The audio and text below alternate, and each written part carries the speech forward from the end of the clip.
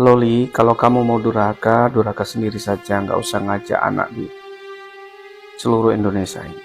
Ya, saya sebenarnya sangat prihatin sama kamu, Dik. Kamu sebenarnya tidak tahu apa yang kamu sekarang sedang kerjakan dan sedang kamu lakukan. Dek, yang kamu musuhi itu adalah ibumu yang selama 9 bulan mengandung, yang selama bertahun-tahun merawat kamu. Ya, kamu sampai di titik ini, yang pinter bicara ini bukan karena siapa.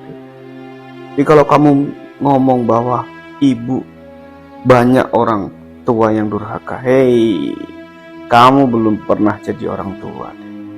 Ya, nanti ketika kau menikah, kamu akan tahu bahwa semua itu butuh pengorbanan. Tidak ada lagi yang cinta-cinta yang kau bilang dan kau perjuangkan sekarang. Kebucinanmu akan mentok dengan realita bahwa ketika berumah tangga, ya, yang dibutuhkan bukan hanya cinta, tapi juga perjuangan termasuk materi. Ya, bukan hanya orang-orang yang mau kondo, omdo. Ya, Dek, sadar ya, orang tuamu mumpung masih hidup, bertobatlah, kembalilah kepada mamamu, ya. Kembali mumpung masih ada kesempatan, ya. Dan saya pesan kepada Bang Rasman. Bang Rasman kan punya anak perempuan, dinasihatilah, jangan dikompori, dinasihatilah, dinasihati si Loli agar kembali kepada orang tuanya. Terlepas ada konflik, ya, ada konflik antara Bang Rasman dengan Dikmir, jangan pergunakan Loli sebagai senjata, ya. Dan saya yakinlah, ya, Bang Rasman punya hati nurani untuk memperjuangkan, bukan hanya memperjuangkan diri sendiri, tetapi juga memikirkan masa depan Loli sebagai seorang anak yang seharusnya mengabdi kepada orang tuanya.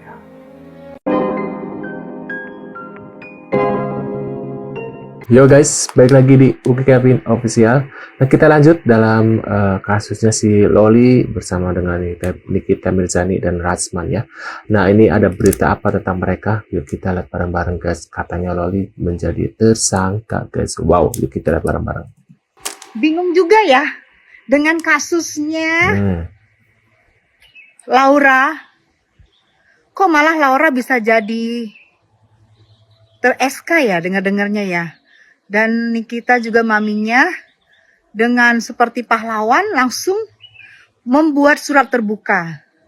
Meminta kepastian tentang anak putrinya satu-satunya. Tapi yang ngaku-ngaku katanya mau ngadopsi anaknya mana? Suaranya. Kok diam aja? Ini anak udah mau TSK loh. Anak udah TSK loh. Kok diam aja? Kenapa anak mami kandungnya juga yang ujung-ujungnya yang bersurat sana bersurat sini yang berusaha? Mana yang katanya segala macam pahlawan buat buat Laura. Mana? Mudah-mudahan Laura lihat ya. Dengan adanya kamu TSK yang berjuang mati-matian tetap ami kamu sayang, ya. Aku ngomongnya agak emosian karena aku kaget gitu. Kaget aja di saat aku lagi di villa, lagi di saat di puncak, aku kaget membaca berita ini. Gitu loh, ya. Oke. Aduh udah nggak ngerti lagi ini gimana ini ceritanya nih. Kok malah yang TSK malah anak pelapor. Nggak ngerti. Mudah-mudahan nanti kita bisa diberi paham ya. Salam waras. Salam waras. Saya pastikan minggu ini Rasman yakin Nikita Mirzani akan kena delik kena pidana berdasarkan bukti visum dokter dan video yang beredar di sosial media dan pengakuan Nikita Mirzani guys. dilainkan panggilan klarifikasi terhadap yang namanya NM. Oke, jadi kepada NM kita sudah menepati janji kita, proses hukum harus tetap berjalan ya. Terhadap Bang Rasman ini bukan lagi namanya ya tindak pidana ringan, ini jelas-jelas sampai sobek sampai ada darah, itu sudah jelaskan berat itu. Ya, jadi saya pastikan NM kamu akan dipanggil minggu ini. Oke, dari Polres Jakarta Selatan. Nah, datang ya. Jangan coba-coba nggak datang. Kalau menunda ya artinya ada risikonya. Ya, oke. Jadi itu dari saya. Ya, jangan terlalu jauh dulu kita berasumsi ya. Dan saya minta kepada siapapun jangan coba-coba intervensi perkara ini, karena perkara ini sudah diketahui oleh publik. Ya, jelas-jelas yang mukul siapa, kemudian dia juga sudah mengaku ya di sosial media, berarti buktinya jelas. Jadi CCTV juga sudah dilihat oleh penyidik. Oke, sudah dilihat oleh penyidik dan jelas itu, mukulnya itu jelas gitu. Nah, jadi kepada teman-teman wartawan saya minta untuk dikawal. Perkara ini kawal sampai nanti penetapan tersangka. Oke, itu dari saya cukup ya, nggak usah terlalu jauh dulu. Oke, Bang Tommy. Terima kasih, Pak Tommy. Baik, rekan-rekan semua ya. Ini kita di sini melihat ya, bersama-sama melihat apa yang sudah disampaikan tadi Bang Rasman dan Bang Lecumana. Artinya semua sudah kita penuhi berikut dengan alat bukti, saksi, dan semua petunjuk-petunjuk yang akan disampaikan ke penyidik. Yang kita lihat adalah bagaimana reaksi cepat daripada pihak kepolisian ya. Kalau ini memang tidak cepat, maka pihak wartawan dan media sosial, bahkan semua netizen rakyat Indonesia juga bisa mengawal ya, kita juga tetap membentuk tim ya, Bang Rasman. Apabila ini berhenti, saya berharap pihak kepolisian cepat bergerak ya, cepat diproses secara hukum yang berlaku. Bahkan contoh-contoh ya yang kita lihat di media sosial pun sudah banyak ya, tindakan-tindakan yang sifatnya adalah pengancaman, bahkan juga ada penganiayaan, pemukulan. Ini diproses kok, ya. Jadi nggak ada lagi ruang nih buat orang yang kebal hukum. Bahkan juga orang yang ya ibaratnya ada abuse of power. Tidak ada di sini. Kita bisa melihat di sini murni proses ini berjalan sesuai dengan protap ya, secara kredibel dan bisa dipercaya tentunya. Terima kasih. Lagi-lagi Loli kabur dari safe house. Terus 3 bulan ini sia-sia dong. Jujur awal-awal tuh gue bingung kenapa sih Loli ditaruh di safe house bukan di rumah Nikmir. Ternyata gengs, Loli itu sebenarnya udah jadi tersangka pelaku abortion, tapi ternyata itu dijagain sama Nikita Mirzani, makanya ditaruh di safe house. Simak dulu video ini. Terus mau dibilang katanya ibu biadab apa segala macem. Si Niki ini tetap membiarkan anak ini gimana caranya supaya tetap di safe house. Biar gak ditahan. Kesana tahu. Terus gue pun bingung kenapa sih pengacara Fadil tuh sampai mati-matian gitu loh untuk membela si Loli. Terus gimana perasaan Nikita Mirzani ketika Loli itu bilang bahwa jangan takut sama ibu kita, orang mereka cuma ngelahirin kita aja kok. Anak seumur gitu udah punya pikiran seperti itu coba. Terus dia kabur malam-malam dapat akses dari mana? Nanti kalau udah berhasil, kamu bakal ditinggal. Gak bakal kamu dapat rasa kasih sayang dari mereka. Ingat, mereka juga punya anak. Kalau dari teman-teman Nikita Mirzani, kita tuh bisa melihat bahwa Loli itu dimanfaatkan, gengs. Sama musuhnya Nikita Mirzani, karena Nikita Mirzani tuh emang gak bisa kesentuh. Good point juga bahwa kenapa mereka itu mau susah-susah ngurus si Loli, padahal kan mereka punya anak sendiri. Kalau bukan untuk manfaat sesuatu, ya buat apa? Menurut gue kasus ini tuh semakin kompleks sih, dimana Loli itu 3 bulan di sana tapi nggak banyak perubahan. Aneh nggak sih? Ingat ya gengs, nggak ada satupun orang tua yang ingin menyesatkan anaknya, apalagi membenci anaknya. Sebenci-bencinya orang tua sama anaknya, itu anak bakal diterima kembali kok. Ini tuh sesuai dengan perkataan Nikita Mirzani untuk anaknya di videonya. Bahkan ada teori konspirasi yang bilang bahwa kasus Loli ini di-up gara-gara untuk menutupi kasus pelecehan agama oleh Isa Zega. Menarik juga tuh. Gimana menurut kalian tentang kasus ini? Komen di bawah ya.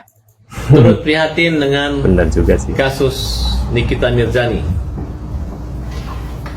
Saya dengan ini menyatakan mendukung perjuangan dan siap membela Nikita Mirzani. Waduh. Apa yang dilakukan oleh Nikita Mirzani adalah perjuangan seorang ibu yang membela anaknya. Kalau ada oknum pengacara yang hadir di situ, itu adalah wajar kalau kena semprot ataupun kena pukul ataupun kena cakar. Karena secara etika pengacara itu kalau sudah menangani satu pengacara, jangan lagi membujuk atau menerima klien yang adalah anak daripada lawannya, gitu. Nggak boleh double, gitu. Tujuannya apa? Kalau ada emosional sesaat, ya kalau ada terjadi ribut, kemudian dicakar, siapa suruh? Makanya kalau pengacara itu jangan bawa-bawa istri kalau kerja. Ya, istri simpan di rumah. Kalau bawa istri di rumah, tiba-tiba nanti istrinya dikena gaplok ya. Udah resiko pekerjaan. Seorang polisi aja datang mau nembak maling aja bisa dia ditembak kok. Apalagi seorang pengacara. Tiba-tiba kau nangkap anak kesayangan orang masih di bawah umur. Dan tidak pantas. Dan polisi, laporan-laporan pengacara-pengacara yang cengeng, yang mewek ini jangan diterima, jangan dilangsungkan, karena memang dia memancing, membuat suasana seperti itu, suasana gaduh, dan tidak akan menarik simpati. Ada seorang pengacara, anggaplah pura-pura ninja, kemudian datang istrinya bilang begini, Saya dipukul, saya niat nggak bisa begitu. Kecuali lu di rumah lagi ngorok ya, kura-kura ninja, kemudian ditempel yang bini lu atau dilecehkan. Kalau bini lu juga ikut di sini, lu yang panggil sini ngomong gini tiba-tiba digaplok ya. Ya biasa itu. Untung nih kita Mirjani nggak bawa pistol. Kalau bawa pistol ya, apa ada hukumannya kalau Nikita Mirjani nembak kura-kura? Nggak ada kan? Karena kura-kura itu adalah makhluk binatang, betul nggak? Waduh guys, sekarang dia beralih ya dari kasusnya Sugus, karena kasusnya Sugus sudah mulai redup nih, dan mulai redup lagi nih ya. Apalagi donasi sudah masuk ke NTT ya, uangnya. Nah, kita lanjut lagi. Berapa harta gua? Yang jelas gua bukan netizen yang tinggalnya deket sama kamar mandi yang kalau berak bau tai. Waduh. Gitu guys. Ini aja gua berangkatin 11 orang tanpa overclaim ya. Ini nggak ada overclaim. Nah. Masalah ibumu berdosa, masalah cakapnya kasar, masalah dia melawan Allah, itu urusan dia dengan Allah Subhanahu wa taala. Aduh, tuh dari Ustadz Somad ya. Menurut kalian gimana nih tentang info dari kasusnya Loli, Nikita Mirzani, Ratsman, dan sekarang ada si Farhad Abbas ya yang ikut nimbrung juga ya. Kira bakal ini ya, berarti dia emang suka nimbrung. Ya, nama juga dunia entertain ya.